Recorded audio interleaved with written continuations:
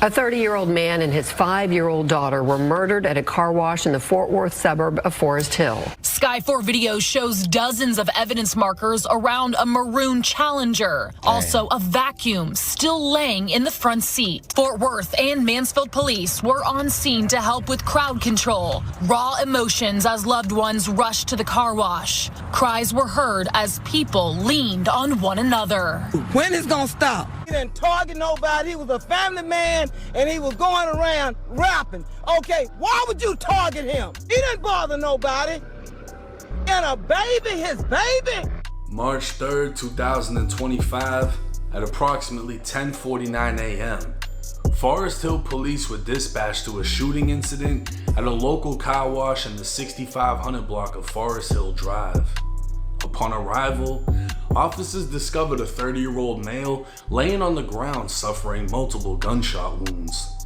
He'd later be identified as Chucky Smith, but more commonly known as the Texas rapper Get Money Lil Ronnie. Inside of his vehicle, officers made a horrific discovery. His 5-year-old daughter had been shot. Officers tried life-saving measures on both of them, but tragically, both of them would be pronounced dead at the scene. Preliminary investigation revealed 2 shooters wearing blue jeans and gray sweaters exited a white 4-door Kia. Ronnie's vehicle was parked within a bay at the car wash, and while he was vacuuming his interior, the shooters approached on foot and opened fire. Surveillance video would hit the internet showing they fired from close range as Ronnie took off running across the parking lot and away from his vehicle. Ronnie would keep running, making his way to a dumpster where the 2 shooters who appeared to be fleeing came back. Standing over Ronnie, one shooter would again open fire, dropping him to the ground. The second shooter would go behind the dumpster, off camera, and it can be assumed he also fired into Ronnie while he was on the ground. With both shooters running off, Ronnie would make one final attempt to run, but only last 5 seconds before collapsing.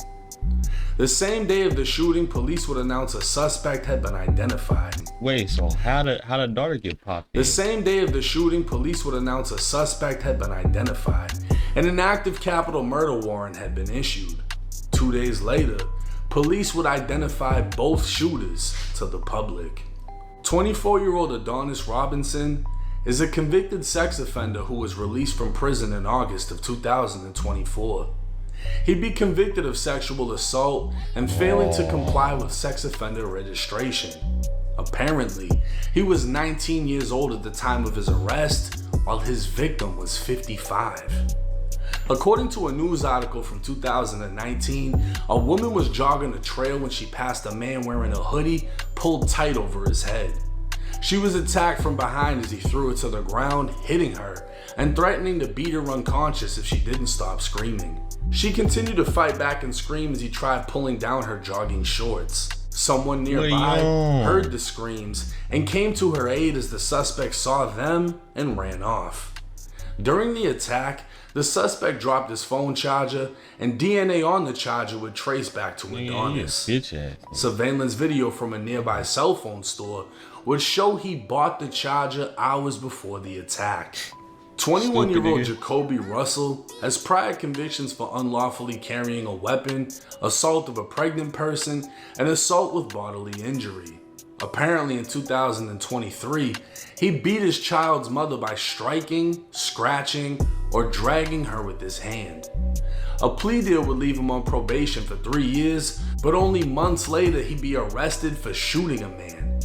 Another plea deal would spare him from prison, reducing his crime to a misdemeanor and sentencing him to a 1-year labor sentence, meaning once a week he had to work at the sheriff's office. He decided not to go and had a warrant out for his arrest at the time of the car wash shooting. It would seem the system failed its Texas citizens, as neither man should have been in society after one attempted a rape while the other beat his pregnant girlfriend and then shot a man. The internet would heat up when photos of Jacoby next to Texas rapper CJ Casino were found. This would make a connection that would leave fans spinning theories as to who was responsible for getting Ronnie killed. But instead of focusing on the hypotheticals, what we need to focus on is accountability. I can't say what made Ronnie a target. It could have been his affiliation to the rapper Go that got him killed. But he was at a car wash in the morning with his daughter when shooters opened fire. It's become normal for anyone involved in hip-hop, from rappers to producers to even DJs, to expect violence because it comes within the culture of hip-hop.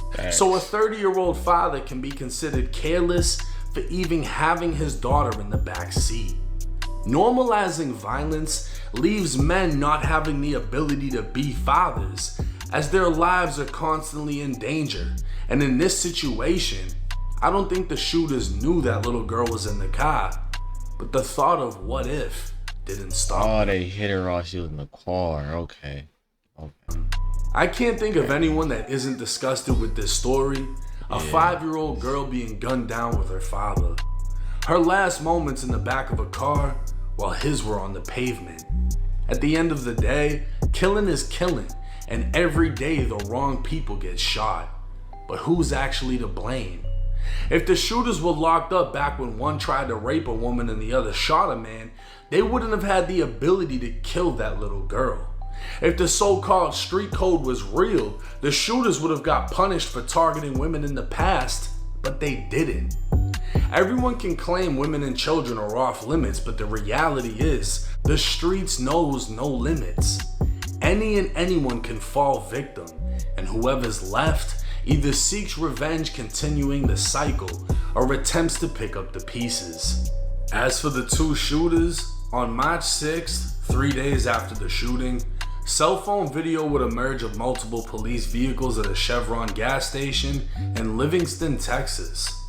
Livingston Police, Fort Worth Police, and Texas Rangers would place a man and woman into custody, with police having confirmed the man was none other than Adonis Robinson. It's unclear at this time if the female will face charges of accessory. On March 7th, Jacoby Russell would be arrested in Fort Worth, and the chase officially came to an end. With both men facing capital murder charges, under Texas law, they can face execution, which I can't imagine anyone protesting against. A GoFundMe for the mother of the little girl that was taken will be pinned in the comment section of this video for anyone wanting to donate.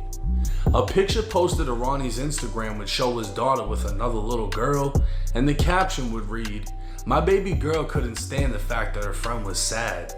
This morning her daddy couldn't make it to Donuts with Daddy, so you know we let her know it's okay to join us and she can snap it up, and that changed her whole mood.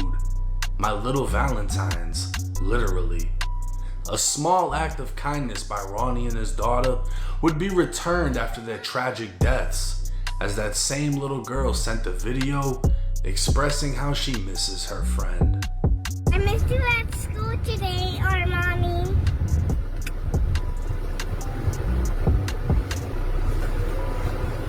I love you. Now, this is one of the saddest deaths within hip-hop in recent times, right? To hear that somebody's daughter got killed. And I mean, there's been similar situations. We had the guy in Chicago who allegedly pissed on someone's grave. They tried to kill him and they only killed his little girl in the backseat. He ended up surviving. And I think he might have changed his life. I hope he did. But just the thought of you can't go to a car wash with your kid without the possibility of being gunned down is crazy. And at this time, we don't know a motive. So like I said, I'm not gonna dive into the conspiracy theories, but I am gonna break down accountability. Killing is killing. When you decide to kill somebody, you're responsible for every shot that comes out of that gun. A lot of these guns out here, the bullet isn't gonna stop when it hits someone, it keeps going. The bullet isn't gonna stop when it hits a car, it pushes through. This is how innocent people keep getting killed. They saw him at his car, they opened fire, they end up hitting the little girl, probably had no idea she was there, but now, nobody cares. Y'all made the decision to pull those triggers. Your decision caused the death of not only him, but a 5-year-old little girl. If the state of Texas pushes for the death penalty, who the fuck in all actuality is gonna say they don't deserve it? Yeah, you definitely do. I would love to know. Who's gonna say, yeah, no, don't fry them. Nah, spare them. They didn't know better. They weren't fully developed. No, none of that. Because if you look at their history, one tried to rape a 55-year-old woman, the other one's beating his pregnant girlfriend. They should have stayed in there and shooting people. Accountability again. If the judicial system had put them away, they would have never had the ability to do this. Yeah. So again, there's a fine line between, you know, defund the police and give people bonds and don't be strict to where you let people off that should be in. I've been in prison. There are people that 100% should never be released and should never come home. And if you've been to prison, you know the people that I'm talking about. You've seen them. They just can't get right. They love stabbing. They love violence. They can't handle responsibility. They fold under pressure. They lash the fuck out. They're mentally unstable. Well, clearly, that's what we're dealing with in this situation. It's a terribly sad thing that happened. Yeah. My condolences to the family. And like I said, I'm going to have the GoFundMe pinned in the comment section for anybody that wants to donate. But rest in peace to Ronnie. Rest in peace to his daughter. As a father, I can't imagine. I'll just have to keep y'all updated with this case. Yeah. It's 1090 Jake. I'm rocking with y'all and y'all rocking with me. Till next time. RIP them, bro.